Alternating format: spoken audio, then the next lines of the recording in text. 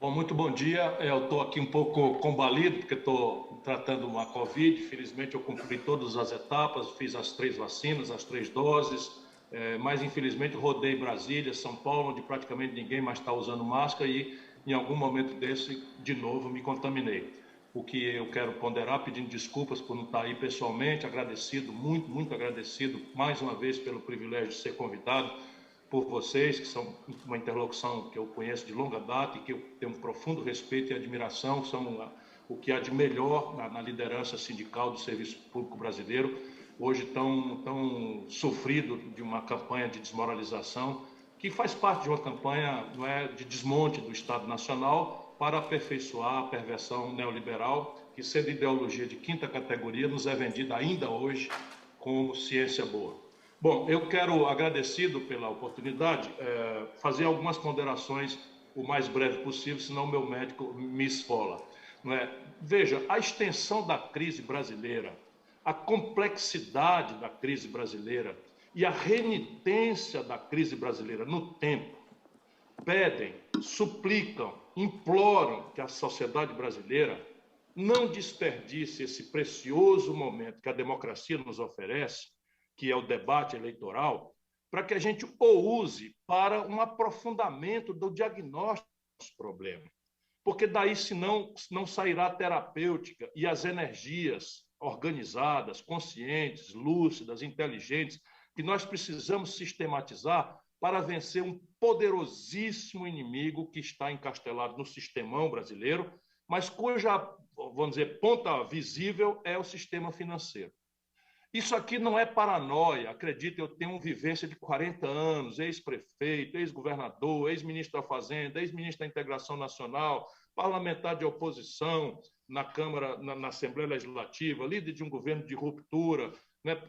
Eu mesmo, deputado federal mais votado, tive a honra de usufruir, né, da mais qualificada assessoria que alguém pode ter no Brasil, que é representado pelos servidores do Legislativo Federal, que o Sindileges representa. Eu mando um abraço para o Alisson Souza para transmitir esse reconhecimento e essa gratidão. Quase sempre subutilizada, porque o debate brasileiro, infelizmente, está marcado pelo personalismo, pelas superficialidades demagógicas, de lado a lado, naquilo que, sendo retórica, não muda nada, o que que o IBGE chama de desalento, mas são pessoas que precisam comer, pagar aluguel, se vestir, comprar remédio.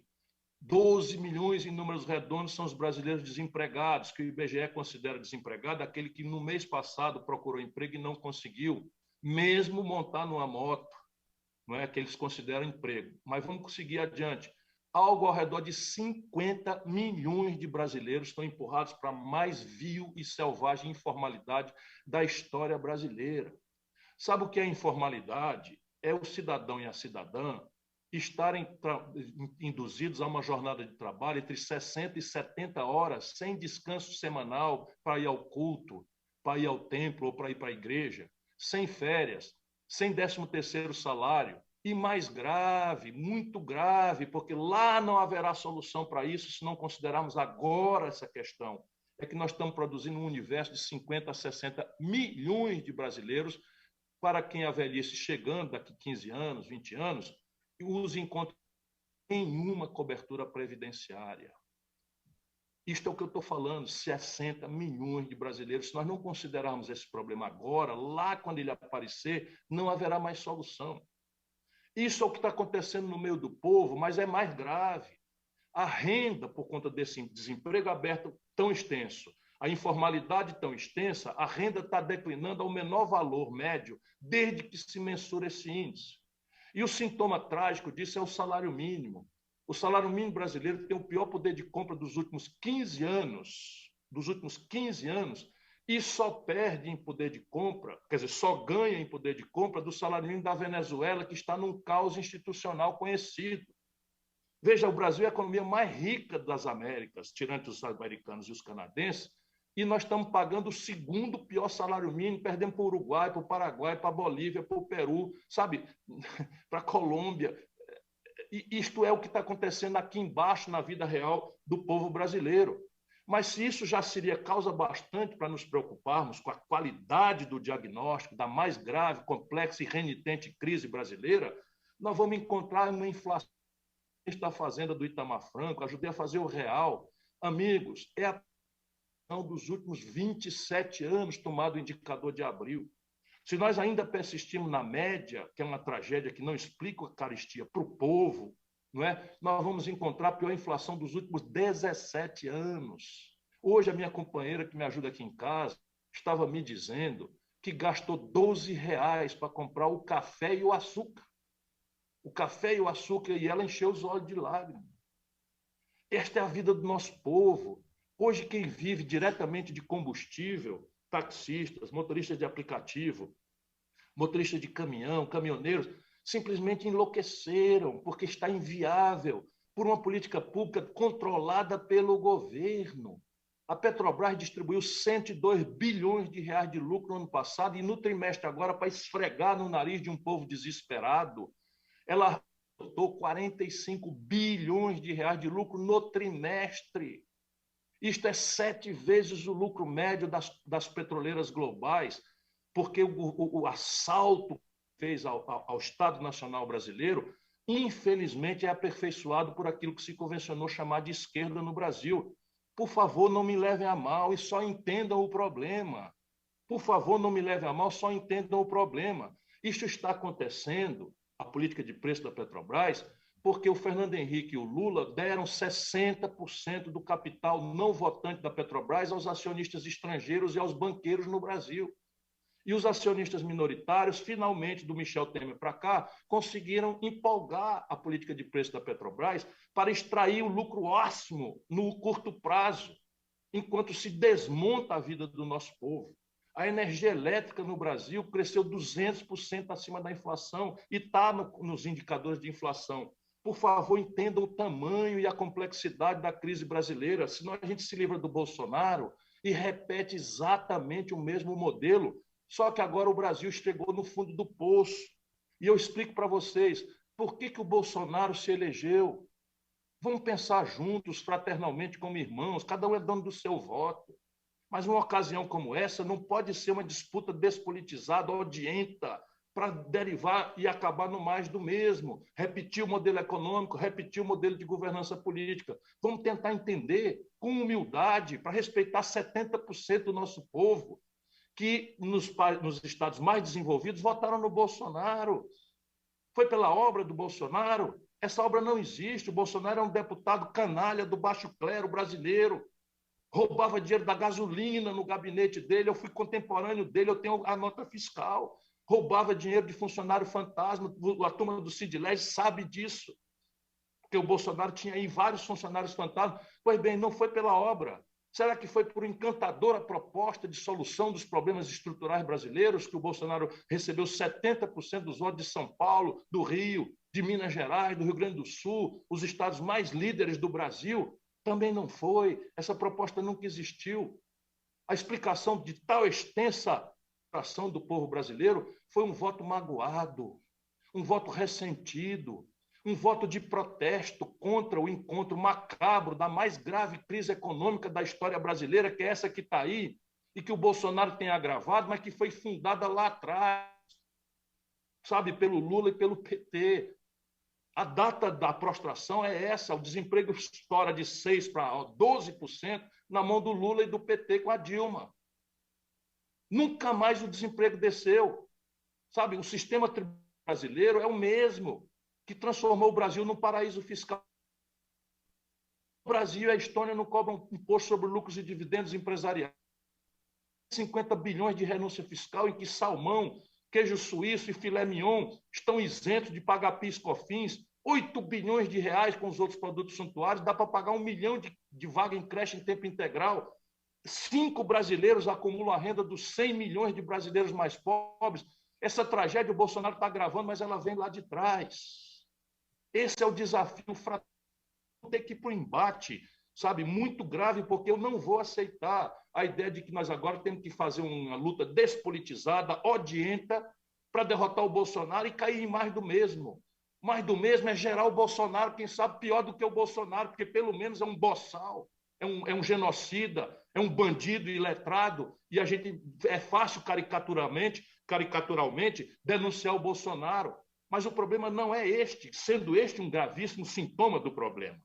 O problema, volto a dizer, é o modelo de governança política que faz com que o Valdemar Costa Neto, chefe do partido do Bolsonaro, seja o cara que vem do escândalo do Mensalão, condenado e preso, porque o Lula deu DNIT para ele roubar, porque vem lá de trás de ser o cara que defendia o Collor e o Fernando Henrique, porque o Roberto Jefferson, que está preso defendendo o Bolsonaro de forma agressiva e insultuosa às instituições, é o cara que o Lula deu, sabe, os Correios e detonou o escândalo do Mensalão. Irmão brasileiro, pelo amor de Deus, não me leve a mal, para pensar, porque esta memória está toda aí. Senão vamos compreender por que o Bolsonaro, que não governa, inflação, desemprego, destruição da Amazônia, desmonte do Estado Nacional Brasileiro, arroxo salarial para o servidor público, corrupção até na compra de vacina. Como é que se explica que este homem, essa tragédia completa, sem um ângulo sequer que você diga, não, aqui melhorou um pouco, nada melhorou, tudo piora no Brasil?